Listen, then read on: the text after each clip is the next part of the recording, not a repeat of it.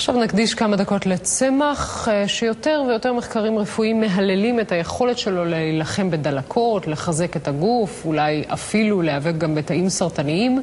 זהו הקורקום שנפוץ יותר ויותר גם כתבלין במטבח הישראלי.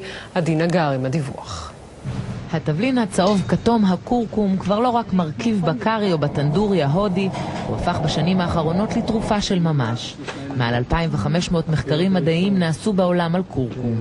השורש שממנו מופק התבלין נראה כמו ג'ינג'ר, והחומר הפעיל בו, הקורקומין, בעל סגולות רפואיות. מבחינה מעבדתית, קורקומין יכול למנוע סרטן ויכול להגביר את ההשפעה של תרופות כימותרפיות על גידולים סרטניים. כאשר חולה פונה אליי ואומר לי, דוקטור, אני מעוניין לקחת גם טיפול תומך כלשהו, קורקומין זה אחת האפשרויות שאנחנו ממליצים לחולים מסוימים בגידולים מסוימים. ירדנה חציר, שחלתה לפני 7 שנים בלוקמיה, טופלה נוסף על הקימותרפיה גם בתוסף התזונה שמופק מקורקום. לאט לאט הרגשתי שאני הולכת, שאני מתמודדת, ומאז הוא החבר הכי טוב שלי. אני לוקח את התאים הסרטניים שגדלים פה בתרבית, אני משאיר תאים לא מטופלים בקורקומין. חד משמעית אני רואה בעין שהתאים שטיפלתי בהם בקורקומין הם מתים.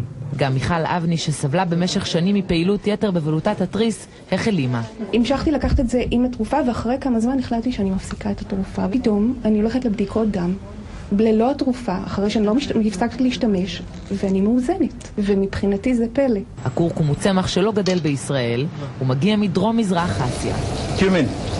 בהודו מורחים כל תינוק שנולד בתבלין כדי לחזק את מערכת החיסון שלו.